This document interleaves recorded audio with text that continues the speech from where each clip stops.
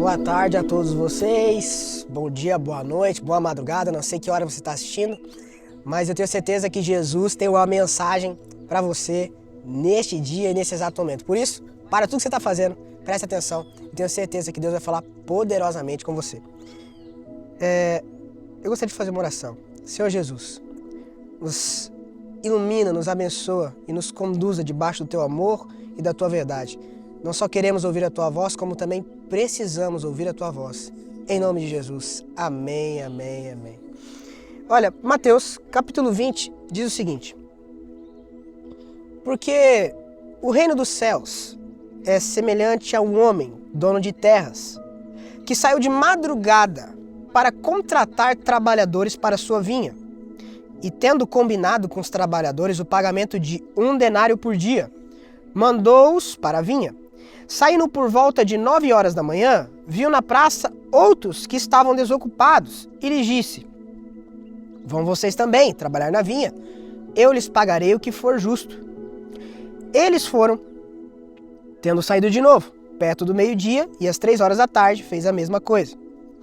E saindo por volta de 5 horas da tarde, encontrou outros que estavam desocupados e lhes perguntou: por que vocês ficaram desocupados o dia todo? Eles responderam: porque ninguém nos contratou. Então ele lhes disse: vão vocês também trabalhar na vinha. Ao cair da tarde, o dono da vinha disse ao seu administrador: chame os trabalhadores e pague-lhes o salário, começando pelos últimos, indo até os primeiros. Chegando os que foram contratados às 5 da tarde, cada um deles recebeu 1 denário. Ao chegarem os primeiros, pensaram que receberiam mais, porém também estes receberam 1 denário cada um. Mas tendo recebido, começaram a murmurar contra o dono das terras, dizendo: estes últimos trabalharam apenas 1 hora, mas você os igualou a nós, que suportamos a fadiga e o calor do dia. Então o dono disse a um deles: amigo, não estou sendo injusto com você. Você não combinou comigo trabalhar por 1 denário? Pegue o que é seu e saia daqui, pois quero dar a este último tanto quanto dei a você. Será que não me é lícito fazer o que quero com o que é meu? Ou você ficou com inveja porque eu sou bom? Assim os últimos serão primeiros e os primeiros serão os últimos. Aqui está mostrando um pouco do que é a visão do reino dos céus.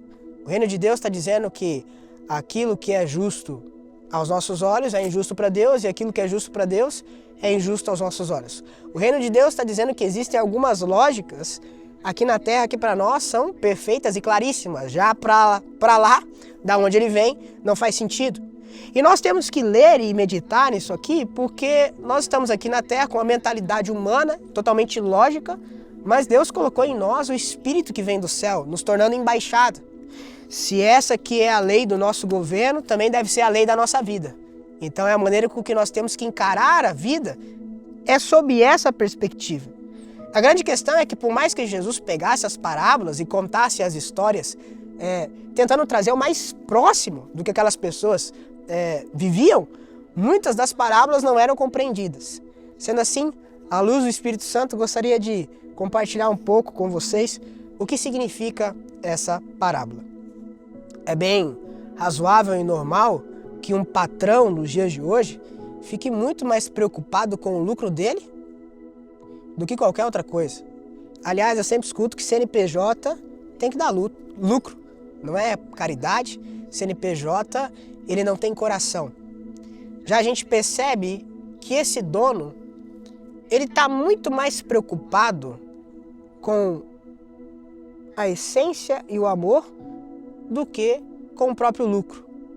Até porque, quando ele estabelece justiça, esse é o lucro dele. E esse é o lucro daqueles que têm visão do reino. É estabelecer justiça e não o reconhecimento da lucratividade pelos demais. Afinal, o que esse patrão tanto pregava e acreditava é o que ele mesmo falou em Mateus capítulo 6, que ele diz que quando nós buscamos o reino de Deus em primeiro lugar e a sua justiça, todas as demais coisas que serão necessárias, ele vai acrescentar.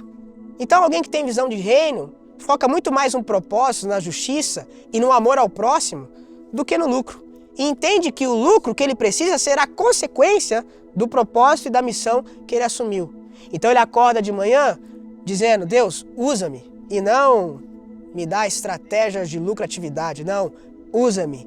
Eu acredito que as estratégias vêm, até porque quem carrega o propósito, carrega a bênção. Quem carrega a arca, carrega a aliança. Quem carrega a aliança, carrega a paz, carrega a prosperidade, carrega os recursos, carrega tudo que for necessário para o cumprimento do propósito.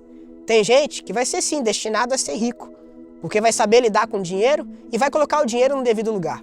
Tem tantos outros que nunca vão passar necessidade, vão ter para si e para transbordar na vida do outro. Mas quem sabe não tanto quanto deveriam, porque não sabem lidar com o recurso. E tá tudo certo, né? Tá tudo certo, né? Cada um no seu devido lugar, cada um no seu devido papel, e Deus sabe como deve pagar cada qual. Agora, eu percebo que esse patrão, ele, diferente de todos os outros, ele tá saindo em busca de abençoar a vida de alguém, e não abençoar a si mesmo. E entende que a sua paga é isso. Agora, na época, eu não sei se vocês sabem, mas um denário era referente a um dia de trabalho. Ou seja, para você se alimentar naquele dia, você precisaria de um denário. Esse era o cálculo. Então, se você não tivesse um denário para aquele dia, possivelmente você passaria necessidade, porque para se manter por um dia, precisa de um denário. Olha que interessante. O que essa parábola nos ensina acerca do reino de Deus? Esse patrão, ele chama um cara para trabalhar de madrugada. Vamos imaginar que 6 da manhã. E ele combina com o cara, eu vou te dar um denário. Que era coerente. Um dia inteiro de trabalho equivalia a um denário. Ele sai às 9 da manhã, porque esse patrão, ele não está muito preocupado às vezes com o trabalho dele. Ele está preocupado em resolver a vida de quem não tem saída para aquele dia. Aí ele vai lá e acha o cara às 9 da manhã e fala, vem trabalhar.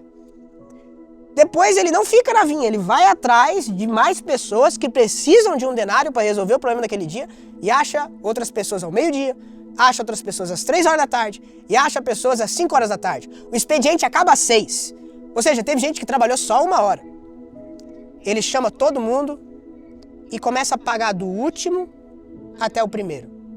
Os primeiros começam a reclamar, porque ficaram o dia inteiro e o patrão pagou um denário para cada um. Acontece que um denário foi o combinado entre os que chegaram antes. E se o patrão quis pagar um denário para quem chegou por último, o problema é dele, o recurso é dele. Agora, uma coisa que me chama a atenção, sabe o que é? É que o que não adiantava é dar um denário para quem chegou, é dar menos de um denário para quem chegou por último e dar menos de um denário para quem chegou meio-dia. Sabe por quê? Porque eles iam passar fome. Não resolvia ganhar meio denário. Não resolvia ganhar 1/3 de um denário, porque ia fazer com que aquelas pessoas passassem fome naquele dia. Ou seja, o patrão, ele não está preocupado com o que você merece. Ele é tão amoroso, tão maravilhoso, que ele está preocupado com o que você precisa. É por isso que quando a gente entra no reino dos céus, nunca vai nos faltar nada. A Bíblia diz que nós temos que aquietar o nosso coração e confiar na potente mão do Senhor, porque Ele cuida de nós. Nós, quando entramos nesse reino, temos alguém que não vai dar o que a gente merece, mas Ele vai dar o que a gente precisa, porque Ele não quer ver a nossa casa e a nossa família, a nossa história se sucumbir. Agora, toda vez que eu quero olhar só com a minha visão de que eu mereço, de que o meu trabalho é mais eficaz do que o do outro, e eu quero impor a minha visão, eu, como patrão desse reino, tomo uma poderosa lição.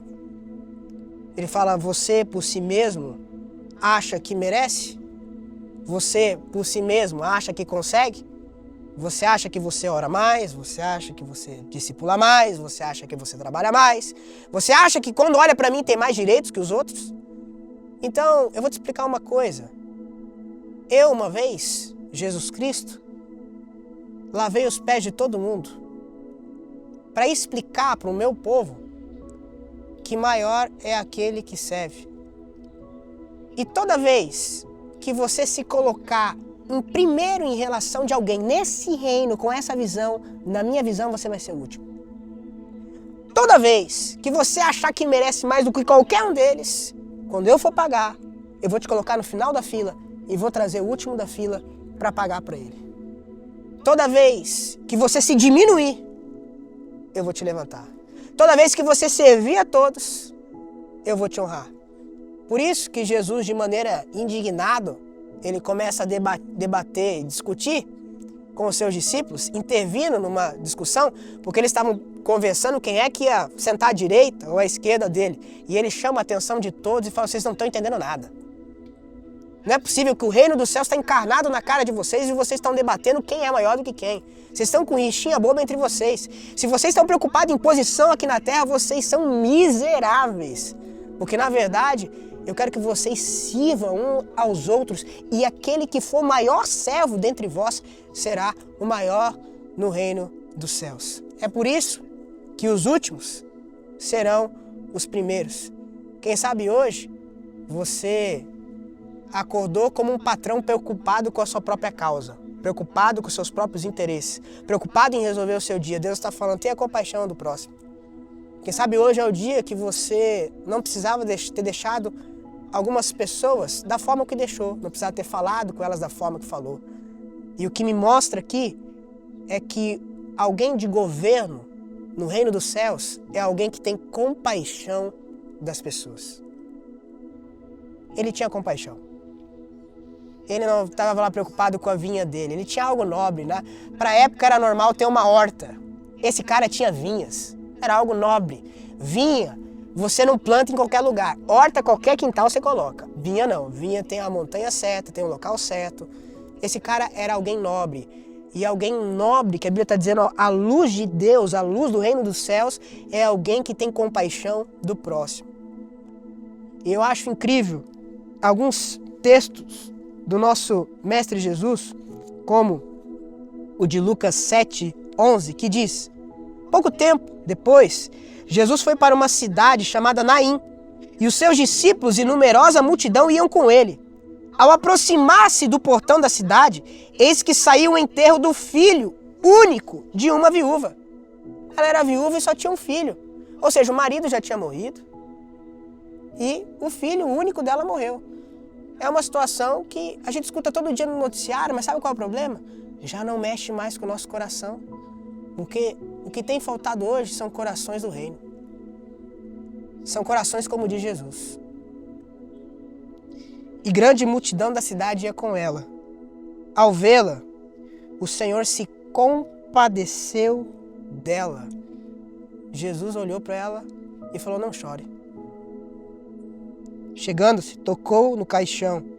E os que estavam carregando pararam. Então Jesus disse, jovem, eu ordeno a você, levante-se.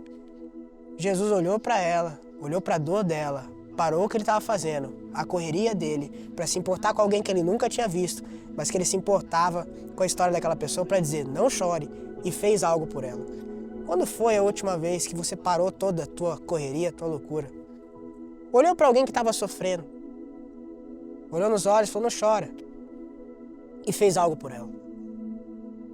Talvez a gente tenha sido aquele patrão preocupado só com a nossa lucratividade, só com o nosso negócio, só com os nossos problemas, porque problema todo mundo tem.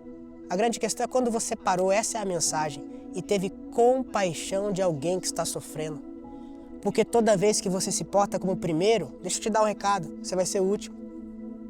E eu vou dizer, se portar como o primeiro, meus amigos, é acordar e ser totalmente contrário a esse patrão. Não, meu propósito, meu foco, meus dramas, sei o quê, tal, tem que ser assim, sei o quê. Ah, é? Você é o primeiro? Porque o primeiro não está importando com quem vem atrás. Ele quer só superar quem está para trás. O único que vê os primeiros e todos é quem está por último. Quem está por último consegue ter os olhos e quem está na frente. Então o desafio de hoje é ser o último. É ser o servo. Porque alguém aqui sabe o nome do tataravô?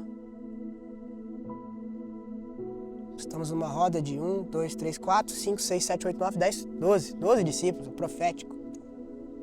E ninguém sabe o nome do tataravô. Deixa eu te falar uma coisa, por mais gigante que você seja, teu nome aqui passa. Mas no reino dos céus, existem riquezas que são acumuladas eternamente, onde ninguém rouba, onde a traça não corrói. Existem tantos outros textos em que nós vemos a compaixão de Jesus. E eu vou ler mais 2 textos e eu quero passar por um momento de oração. Mateus 14:14, que afirma: ao desembarcar, Jesus viu uma grande multidão, compadeceu-se dela e curou os seus enfermos. Quem tem o sentimento e o coração de Jesus é alguém que se compadece das pessoas. 2 Bíblias, melhor que uma. Marcos, capítulo 1, versículo 40. E vindo a ele um leproso, suplicava-lhe, ajoelhando-se diante dele, lhe dizendo: se quiseres, podes me purificar. E Jesus, movido com grande compaixão, um sentimento do nosso Mestre Jesus era a grande compaixão, estendeu a mão, tocou-lhe e lhe disse: eu quero, seja purificado. Quero fazer uma oração com você, para que hoje, quem sabe tem pessoas que você precisa ver acima dos seus propósitos, acima do seu foco, acima das suas metas. Jesus, ele não veio para que você jogue as redes e pesque toneladas de ouro, mas sim toneladas de pessoas. Se pessoas não estiverem em primeiro lugar no seu coração,